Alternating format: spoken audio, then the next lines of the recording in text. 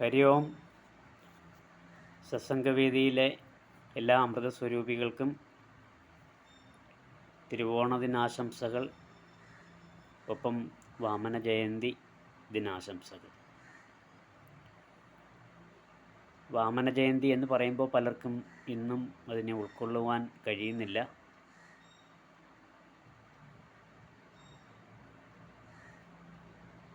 യഥാർത്ഥത്തിൽ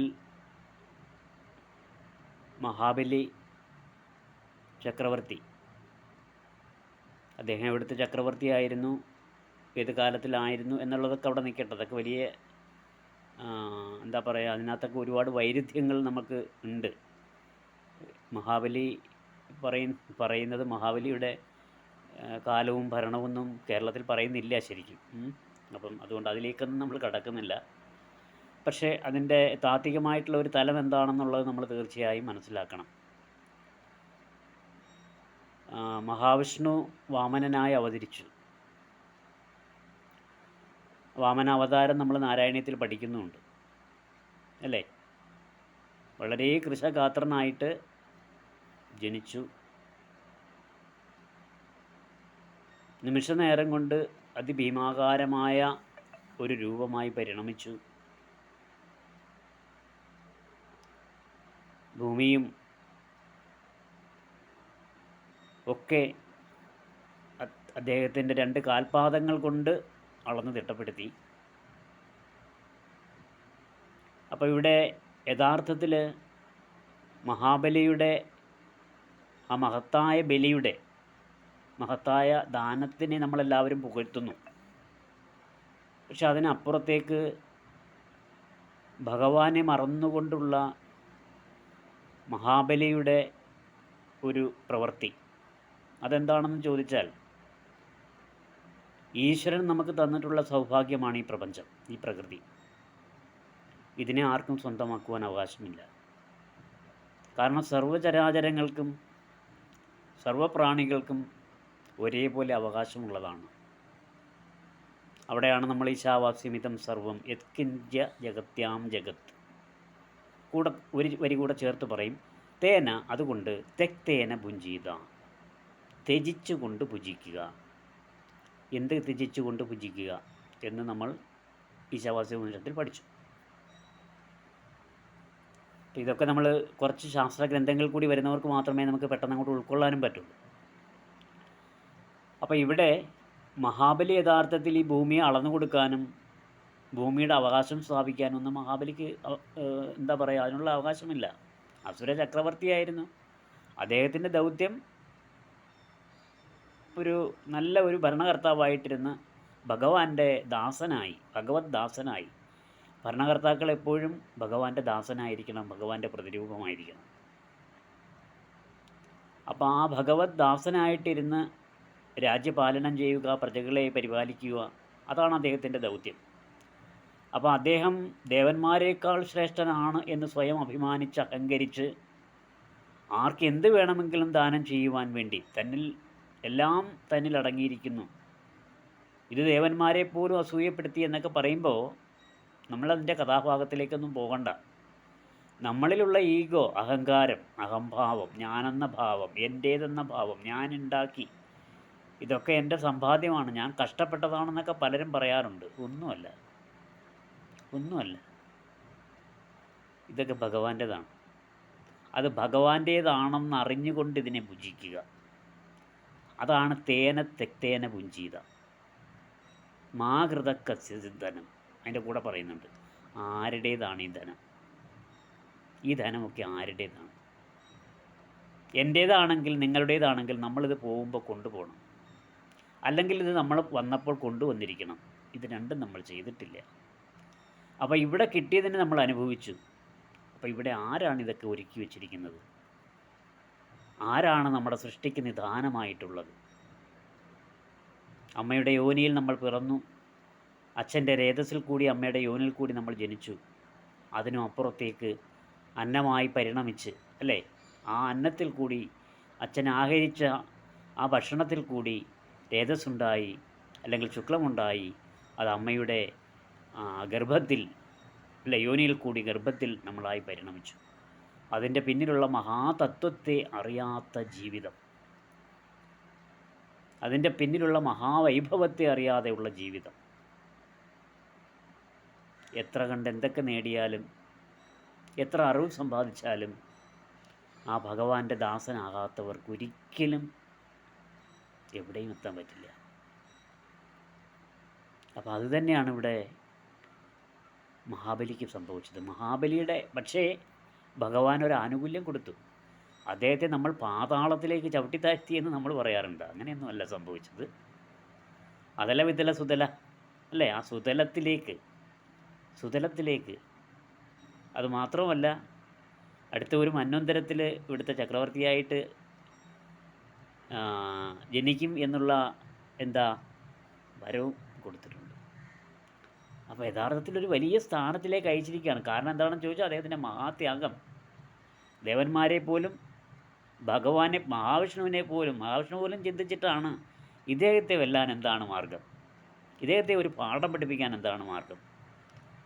അതിന് ഏറ്റവും ചെറിയ ശരീരത്തെ പ്രാപിച്ചുകൊണ്ട് ഒരു കുഞ്ഞ് തേജസ്വിയായ ഒരു കുഞ്ഞു ബാലനായി, വാമനനായി അല്ലേ. അപ്പോൾ അതൊരു വലിയ ഗുണപാഠമാണ്. നമുക്ക് വലിയൊരു ഗുണപാഠത്തെ തരുന്നതാണ് ഈ തിരുവോണം. സർവ്വ അഹംഭാവത്തെയും അഴിച്ചു വയ്ക്കുക, സർവ്വ അഹങ്കാരത്തെയും അഴിച്ചു വയ്ക്കുക. എൻ്റേതാണ്, എനിക്കുണ്ട്, ഞാനാണ്, അഹം ആ അഹംഭാവം എന്ന, അഹംബോധമല്ല അഹംഭാവം. നമ്മൾ അഹംബോധത്തിൽ നിന്ന് അഹംഭാവത്തിലേക്കാണ് വരിക. പക്ഷെ തിരിച്ച് നമ്മൾ ആ അഹംഭാവമില്ലാതായി അഹംബോധത്തിലേക്ക് നമ്മൾ ഉയരണം. അതിനുള്ള ഒരു തിരിച്ചറിവാണ് യഥാർത്ഥത്തിൽ ഈ വാമന അവതാരവും ഈ ദിനവുമൊക്കെ. അപ്പോൾ അതിനുവേണ്ടി വാമൻ അവതരിച്ചു ധർമ്മമൂർത്തിയായി. ധർമ്മയേവ ഹതോഹന്തി ധർമ്മോ രക്ഷതി രക്ഷിതാഹ. ധർമ്മത്തെ ആര് ഹനിക്കുന്നുവോ ധർമ്മം ഒരു ഹനി. അതാണ് ധർമ്മ ഏവ ഹതോ ഹന്തി. ധർമ്മത്തെ ആരാണോ ഹനിക്കുന്നത്, ഇവിടെ ധർമ്മത്തെ മഹാബലി ഹനിച്ചു. മഹാബലി ചെയ്തത് ധാർമ്മികമാണ്, ദാനമാണ് എന്നൊക്കെ നമുക്ക് തോന്നും. അത് മഹാബലിക്കുള്ളത് വേണം കൊടുക്കാൻ. ഭഗവാന്റെ അടുത്ത് ദാനം കൊടുക്കാൻ മഹാബലിക്ക് അവകാശമില്ല. അപ്പോൾ അവിടെ ധർമ്മത്തെ ധിക്കരിക്കുകയാണ് ഒരു ഭരണാധിപൻ, ഒരു ചക്രവർത്തി ചെയ്തത്. അത് അദ്ദേഹത്തിൻ്റെ അഹംഭാവം കൊണ്ടാണ്. ആ അഹംഭാവത്തെ ഇല്ലാതാക്കാൻ, അപ്പം ധർമ്മത്തെ രക്ഷിച്ചാൽ മാത്രമേ, ധർമ്മത്തെ ആര് ഹനിക്കുന്നുവോ അവരെ ധർമ്മം തന്നെ ഹനിച്ചിരിക്കും. അതാണ് ധർമ്മ ഏവ ഹതോ ഹന്തി. അതിനോടൊപ്പം തന്നെ ധർമ്മോ രക്ഷതി രക്ഷിതാഹ. ധർമ്മത്തെ ആര് രക്ഷിക്കുന്നുവോ, ധർമ്മത്തിന് വേണ്ടി ആര് ജീവിതം ഒഴിഞ്ഞു വയ്ക്കുന്നുവോ, അല്ലെങ്കിൽ ധാർമ്മികമായിട്ട് ആര് ജീവിക്കുന്നുവോ അവരെ ധർമ്മം രക്ഷിച്ചിരിക്കും. അതിന് യാതൊരു സംശയവുമില്ല. രക്ഷിച്ചേ മതിയാവും. അതാ ആ ഒരു ആ ഒരു തിയറിയിലാണ്, ആ ഒരു നിയമത്തിലാണ് ഈ പ്രപഞ്ചം നിലനിൽക്കുന്നത്. ഇല്ലെങ്കിൽ പ്രപഞ്ചം നിലനിൽക്കില്ല. മനസ്സിലാവുന്നു? ധർമ്മത്തെ അനുഷ്ഠിക്കുന്ന ഏറെ പേർ അവരുടെ ആ ധാർമ്മികത കൊണ്ട് മാത്രമാണ്, അങ്ങനെയുള്ള യതിവര്യന്മാരുടെ, ത്യാഗീശ്വരന്മാരുടെ വിശ്വാസം കൊണ്ടാണ് ഈ പ്രപഞ്ചം നിലനിൽക്കുന്നതും ഈ പ്രപഞ്ചത്തെ നമ്മൾ അനുഭവിക്കുന്നത്. അപ്പോൾ അതിന് ഭഗവാനോട് നന്ദി പറയാം, ആ വൈഭവത്തോട് നമുക്ക് നന്ദി പറയാം. ആ ഒരു സ്മരണയായിക്കൊണ്ട് നമ്മളും എന്തെങ്കിലുമൊക്കെ ആർക്കെങ്കിലുമൊക്കെ ഈ ഒരു ഓണത്തിന് ദാനം കൊടുത്ത്, ഇല്ലാത്തവർക്ക്, ഉള്ളവർക്കല്ല ഇല്ലാത്തവർക്ക് ഒരു നേരത്തെ ആഹാരമോ ഒരു വസ്ത്രമോ അല്ലെങ്കിൽ ചെറിയൊരു ഒരു ധനമോ നമ്മളെ കൊണ്ട് കഴിയുന്ന രീതിയിൽ, അല്ലെങ്കിൽ അതിനുള്ള മാധ്യമങ്ങൾ എവിടെയാണോ ഉള്ളത് അവരെ ഏൽപ്പിക്കുകയോ അങ്ങനെയൊക്കെ ചെയ്ത് നമുക്കൊക്കെ ശരിക്കും ഈ ഒരു ശാസ്ത്രത്തിൻ്റെ വക്താക്കളായി തീരാം. അങ്ങനെയാണ് നമ്മൾ ശാസ്ത്രത്തിൻ്റെ വക്താവാകുന്നത്. ഞാനെല്ലാം പഠിച്ചു, ഗീത പഠിച്ചു, അഷ്ടാവക്ര ഗീത പഠിച്ചു, ഉപനിഷത്തുകൾ, ചാന്തോക്യ ഉപനിഷത്ത് വരെ പഠിച്ചു, എല്ലാം പഠിച്ചു. പക്ഷേ ഈ ധാർമ്മികതയൊന്നും നമുക്ക് തീണ്ടിയിട്ടില്ല എങ്കിൽ പിന്നെ ഇത് എന്തൊക്കെ പഠിച്ചതുകൊണ്ട് എന്ത് കാര്യമാണുള്ളത്, എന്ത് പ്രയോജനമാണുള്ളതല്ലേ? അപ്പോൾ ഈ ഒരു സുദിനം നമുക്കെല്ലാവർക്കും ആ ധർമ്മത്തെ ഓർമ്മിപ്പിക്കുന്നതാവട്ടെ. ധർമ്മം വിട്ട് അല്ലേ, സത്യം വദ ധർമ്മം ചര, സത്യം പറയുക, ധർമ്മത്തിൽ ചരിക്കുക. ഇത് നമ്മുടെ എന്താ പറയുക, ജീവിത ദർശനമായിരിക്കണം. ഏതൊരു ഘട്ടത്തിലും ഏതൊരു സന്ദർഭത്തിലും ഇതിൽ നിന്ന് വ്യതിചലിക്കരുത്. പിന്നെ തീരെയും നിവൃത്തിയില്ലാത്ത ഘട്ടത്തിൽ അല്ലേ, അപ്പോൾ ആകാമോ എന്ന് ചോദിച്ചാൽ പാടില്ല. പക്ഷേ നമ്മുടെ ജീവിതത്തിന് ദോഷം വരുന്നതോ നിലനിൽപ്പിന് ദോഷം വരുന്നതോ അങ്ങനെയുള്ളതായ ഘട്ടങ്ങളിൽ ചിലപ്പോൾ നമുക്ക് ചിലതിനെയൊക്കെ ധിക്കരിക്കേണ്ടി വരുന്നു. അത് ശാസ്ത്രം തന്നെ തീർച്ചയായും ക്ഷമിക്കും, അതിന് യാതൊരു സംശയം. പക്ഷെ നീതിയുക്തമാണെങ്കിൽ മനസ്സിലാവുന്നല്ലോ. അപ്പോൾ അതുകൊണ്ട് ഈ ഒരു ദിനം എല്ലാവർക്കും മംഗളത്തെ തരുന്നു. നമ്മളുടെ ഇതിലൊരു ടോപ്പിക്ക് ഇട്ടിട്ടുണ്ട്. എല്ലാവരും ഈ വേളകളിൽ, ഇപ്പോൾ സമയം എല്ലാവർക്കും തിരക്കിലായിരിക്കും, എങ്കിലും ഇന്നൊക്കെ കഴിയുമ്പോൾ എല്ലാവരുടെയും തിരക്ക് കുറയും. എത്താത്തവരൊക്കെ അതിൽ വരിക. നമ്മളും തീർച്ചയായും നമ്മൾ ഓണമാണെന്ന് വെച്ച് ഒരുപാട് ജോലികൾ, കാരണം ഈ ഓണത്തിലെ 2-3 ദിവസം ക്ലാസ് ഇല്ലാത്ത സമയം കൊണ്ട് നമ്മളൊരു പുതിയ യജ്ഞം, അതൊരു മഹായജ്ഞമാക്കി മാറിയിട്ടുണ്ട്. അതിനൊരുപാട് സപ്പോർട്ട് നമുക്ക് വള്ളിക്കാവ് തൊട്ട് ശിവഗിരി തൊട്ട് കൊർണാട്ടുകര ആശ്രമം തൊട്ട് പിന്നെ ശിവാനന്ദാശ്രമം പാലക്കാട് തൊട്ട് നമുക്ക് നല്ല എന്താ പറയുക പ്രോത്സാഹനം തരുന്നുണ്ട്. 1008 കുട്ടികളെ കൊണ്ട് അടുത്ത ഗുരുപൂർണിമയ്ക്ക് വള്ളിക്കാവിൽ വെച്ചോ അല്ലെങ്കിൽ ഗുരുവായൂരിൽ വെച്ചോ എവിടെയെങ്കിലും വെച്ച് ഒരുമിച്ച് കുട്ടികളെ കൊണ്ട് 18 അധ്യായം ചൊല്ലിപ്പിക്കുക എന്നുള്ളൊരു മഹായജ്ഞത്തിന് ഒരുപാട് പേര് നമുക്ക് സപ്പോർട്ടുണ്ട്. ഒരുപാട് ആചാര്യന്മാർ സപ്പോർട്ടുണ്ട്. നമ്മളൊരു തുടങ്ങിയത് അത്ര കണ്ട് അത് ഒരു സക്സസ് എന്ന രീതിയിലായും സക്സസ് ആവും, എത്ര കുട്ടികളുടെ സാന്നിധ്യം ഉണ്ടാവും എന്നൊക്കെ നമ്മൾ വല്ലാതെ ക്ലേശിച്ചു. നമ്മളത് പങ്കുവയ്ക്കുകയുണ്ടായി ഇവിടെ പലരുമായിട്ടും. പക്ഷേ നമുക്ക് 3 ഗ്രൂപ്പുകളാണ്, 3 കാറ്റഗറിയിൽ 3 ഗ്രൂപ്പാണ് തുടങ്ങിയത്. ഒരു കാറ്റഗറി ഒരു ഗ്രൂപ്പും അടുത്ത 9 വയസ്സ് തൊട്ട് 17 വയസ്സ് വരെയുള്ള 2 ഗ്രൂപ്പുമാണ് തുടങ്ങിയത്. നമുക്ക് യഥാർത്ഥത്തിൽ ലിങ്ക് അവസാനം റീസെറ്റ് ചെയ്യേണ്ടി വന്നു. കാരണം ധാരാളം വന്നുകൊണ്ടിരിക്കുകയാണ്, കാരണം അത്രയും പേര്. നമ്മൾ 1800 കുട്ടികളായപ്പോൾ എല്ലാത്തിൻ്റെയും ലിങ്ക് റീസെറ്റ് ചെയ്തു. പിന്നീട് പലരും വന്ന് നമുക്ക് മെസ്സേജ് ഇടുകയാണ്, എന്താണ് ലിങ്കിൽ വരാൻ പറ്റുന്നില്ല. അപ്പോൾ പറഞ്ഞു ലിങ്ക് പിന്നാലെ വരും. കാരണം ഇതൊന്ന് സോർട്ട് ഔട്ട് ചെയ്ത് ഇതിൽ നിന്ന് കുറച്ച് കുട്ടികളെ സെലക്ട് ചെയ്ത് എടുത്തിട്ട് മറ്റുള്ളവരെ നമ്മൾ ഒഴിവാക്കി കളയുമല്ല, അവർക്ക് വീണ്ടും അവസരം കൊടുക്കുന്നുണ്ട്. ഇപ്പം ഒന്ന് ചൊല്ലിയിട്ട് നമ്മൾ അതിൽ നിന്നൊരു പ്രോസസ്സിൽ നിന്നും ഇപ്പോൾ ഏകദേശം 150-170ഓളം കുട്ടികളെ നമ്മൾ സെലക്ട് ചെയ്ത് കഴിഞ്ഞു, മിടുക്കരായ കുട്ടികളെ. ഇനി ഇതിൽ നിന്ന് തന്നെ ഒന്നുകൂടെ ഫിൽട്ടറൈസ് ചെയ്ത് ഒരു 100 കുട്ടികളെ കൂടി ഇതിൽ നിന്ന് തന്നെ കിട്ടാനുണ്ട്. അങ്ങനെ 250-300 കുട്ടികൾ ഇതിൽ നിന്ന് നമുക്ക് എന്തായാലും ലഭിക്കും. അപ്പം അങ്ങനെ ഫിൽട്ടറൈസ് ചെയ്ത് ഇനി അടുത്ത ഇത് കഴിഞ്ഞതിന് ശേഷം വീണ്ടും നമ്മൾ ലിങ്ക് ഇട്ട് അങ്ങനെ അടുത്ത ഒരു 3 മാസം കൊണ്ട് നമുക്കൊരു 1008 കുട്ടികൾ, കാരണം അത്രയും കുട്ടികളെങ്കിലും മിടുക്കരായ കുട്ടികളെ കൊണ്ട് ചൊല്ലി തുടങ്ങിയാൽ മാത്രമേ നമ്മൾ 1008 എന്നുള്ളത് ഒരു 501 കുട്ടികളെയെങ്കിലും ഒരുമിപ്പിച്ച് ചൊല്ലിക്കാൻ പറ്റൂ. അങ്ങനെ ഒരു യജ്ഞം, ഒരു ഉദ്യമം നമ്മൾ തുടങ്ങി. അത് നമ്മുടെ തന്നെ ബുദ്ധിയിലുണ്ടായ ഒരു ചിന്തയാണ്. പക്ഷേ അതിനെ നമ്മൾ ആദ്യം നമ്മുടെ രക്ഷാധികാരിയായിട്ട് സംസാരിച്ചപ്പോൾ അദ്ദേഹം വളരെ നല്ല ആശയം എന്ന് പറഞ്ഞു. ഒരുപക്ഷേ എനിക്ക് പ്രചോദനം ഉണ്ടായത് അദ്ദേഹത്തിൽ നിന്ന് തന്നെയാണ്. അദ്ദേഹം എപ്പോഴും പറയും, എത്തിക്കണം, ഇത് നാട്ടിലെ ആളുകളിലേക്ക് എത്തിക്കണം. ഒരാളിലേക്ക് എത്തിച്ചാൽ അത്രയുമായി. ഒരാളിൽ ഈ സത്യം എത്തിയാൽ ഒരു കുടുംബം നന്നായി എന്ന് എപ്പോഴും പറയും അദ്ദേഹത്തിന് ഇറങ്ങി പ്രവർത്തിക്കാൻ വയ്യെങ്കിലും സോഷ്യൽ മീഡിയയുമായിട്ട് കൂടുതൽ ബന്ധമില്ല എങ്കിലും അദ്ദേഹം എപ്പോഴും പറയുന്ന ഒരേ ഒരു വാക്ക് ഇതാണ്, ഷാജി ഇത് പരമാവധി എല്ലാവരിലേക്കും എത്തിക്കണം. നമുക്ക് അതിനെന്ത് റിസ്ക് വേണമെങ്കിലും എടുക്കണം. എത്ര റിസ്ക് എടുത്താലും സാരമില്ല, മറ്റുള്ളവരുടെ തെറി കേട്ടാലും സാരമില്ല, നമ്മളിത് ആളുകളിലേക്ക് എത്തിക്കണം, കുട്ടികളിലേക്ക് എത്തിക്കണം. അപ്പം പ്രചോദനം സ്വാമി തന്നെയാണ്. അപ്പോൾ എന്തായാലും തന്നെ ഇതിനോട് നമുക്ക് ഒരുപാട് എന്താ പറയുക, ആ ഒരു ഫിൽട്ടറൈസിങ് എന്ന് പറയുന്ന ഒരു പ്രക്രിയ അതൊരു വലിയ കടമ്പയായിട്ടിരിക്കുകയാണ്. അപ്പോൾ അത് നല്ലതുപോലെ ഓരോരുത്തരുടെയും ക്ലിപ്പ് നമ്മൾ അഡ്മിൻസ് ഒത്തിരി പേരുണ്ട് കേൾക്കുന്നെങ്കിൽ തന്നെയും ശരിയായിട്ടുള്ള ഒരു ജഡ്ജ്മെൻറ്റ് നടക്കുന്നില്ല. അപ്പോൾ അതുകൊണ്ട് തന്നെ, കാരണം തെറ്റായിട്ടുള്ള കുട്ടികൾക്കും ചിലപ്പോൾ അവർക്ക് 2 ലൈക്കൊക്കെ കിട്ടുന്നു. അങ്ങനെ വരുമ്പോൾ അവരുടെ ക്ലിപ്പ് നമ്മൾ കേൾക്കുമ്പോൾ അതിനകത്ത് തെറ്റുണ്ട്. അപ്പോൾ അവരെ നമുക്ക് ഉൾപ്പെടുത്താൻ പറ്റുന്നില്ല. അപ്പോൾ അവർ വന്ന് പരാതി പറഞ്ഞു, എന്തുകൊണ്ട് 2 ലൈക്ക് കിട്ടിയിട്ട് 2 തമ്പ് കിട്ടിയിട്ട് ഞങ്ങളുടെ കുട്ടി അതിലെത്തിയില്ല.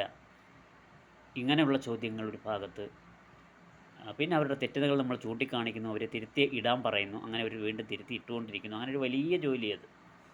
അതിൻ്റെ ഏകദേശം ഇപ്പോൾ ഒരാഴ്ച കൊണ്ട്, 4 ദിവസം കൊണ്ട് അതിൻ്റെ പിന്നിൽ മാത്രമാണ്. അതുകൊണ്ട് പല ഗ്രൂപ്പുകൾ നമ്മൾ നോക്കുന്നതായിട്ടുള്ള ചില ഗ്രൂപ്പുകൾ പോലും നമ്മൾ നോക്കാൻ വിട്ടുപോയി. ഒരു 1-2 ദിവസങ്ങളിൽ ആ ഗ്രൂപ്പ് നോക്കാൻ തന്നെ വിട്ടുപോയി, നാരായണീയം ഗ്രൂപ്പൊക്കെ. അപ്പോൾ ഇതിൻ്റെ പിന്നാലെ ആയിപ്പോയി. അപ്പം പക്ഷെ വലിയ ഒരു കാര്യത്തിന് വേണ്ടിയാണ്. വള്ളിക്കാവ് ആശ്രമത്തിൽ നിന്നുള്ള സപ്പോർട്ട് നമുക്ക് നല്ലതുപോലെ ഉണ്ട്. അപ്പോൾ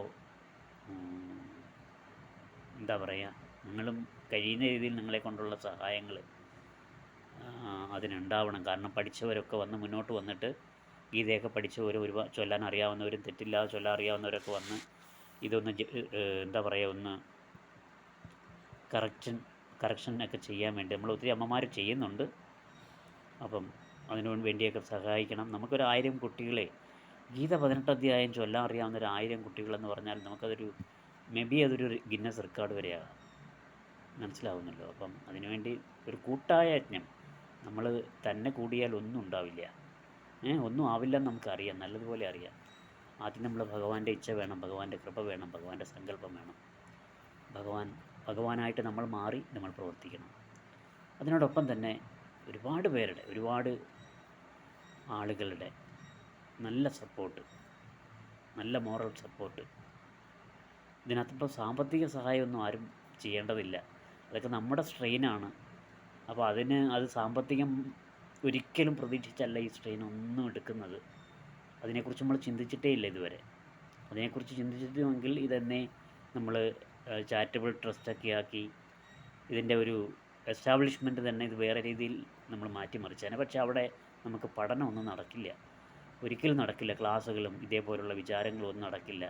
പിന്നെ നമ്മൾ അതിൻ്റെ പിന്നിൽ ഒരുപാട് പ്രവർത്തനങ്ങളും ധനം പിരിക്കലും ധനം സമാഹരിക്കലും പിന്നെ കെട്ടിടങ്ങൾ കെട്ടലും ഇങ്ങനെയുള്ള പണിക്ക് പിന്നാലെ പോകേണ്ടി വരും. നമുക്കിതൊന്നും ചെയ്യാൻ പറ്റില്ല. അതിനോടൊന്നും നമുക്ക് താല്പര്യമില്ലാത്തത് കൊണ്ട് ഈവൻ ചാരിറ്റബിൾ ട്രസ്റ്റ് പോലും ആക്കുന്നതിൽ ബൈല വരെ റെഡിയാക്കി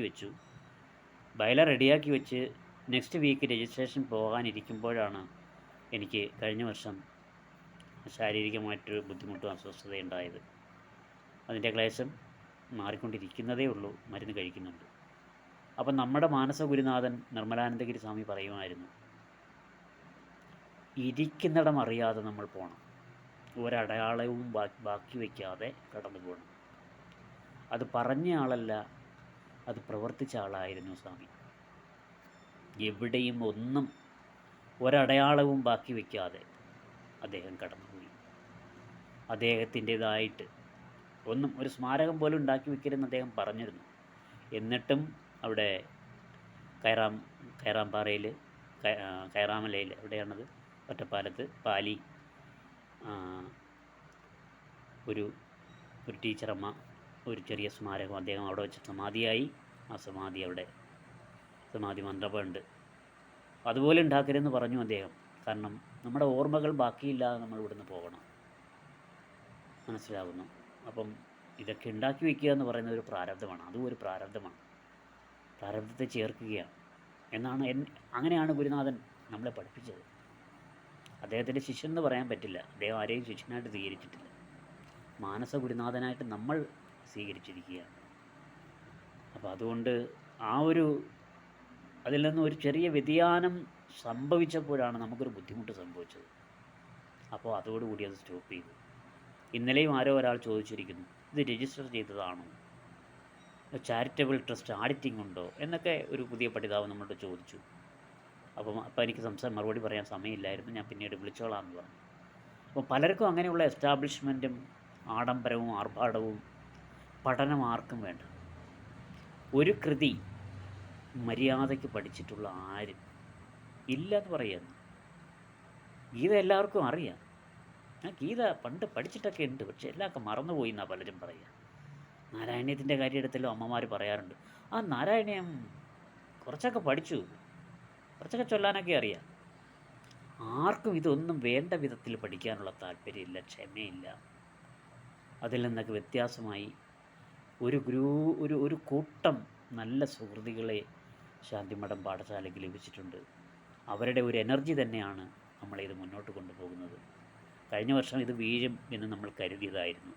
പക്ഷെ ഒരുപാട് പേരുടെ സങ്കല്പം, പ്രാർത്ഥന, പ്രതീക്ഷ, അവർക്കിത് ഈ വിഷയം അറിയാനുള്ള ആഗ്രഹം.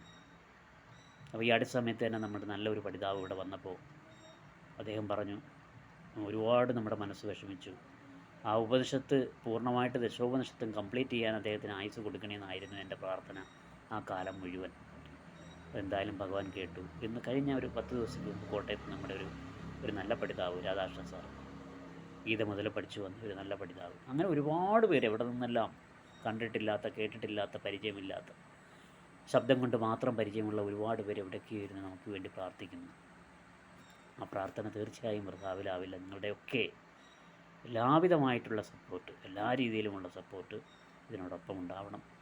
എല്ലാവർക്കും ഒരു നല്ല ദിനം, അത് അധർമ്മത്തിനെതിരെ ധർമ്മം പ്രവർത്തിച്ച ആ ഒരു നല്ല ദിനമായിട്ട് വാമന മൂർത്തിയെയും ധർമ്മിഷ്ഠനായ ആ മഹാബലിയെയും നമുക്ക് സ്മരിക്കാം ഈ നിമിഷത്തിൽ. എല്ലാവർക്കും ഹരി ഓം.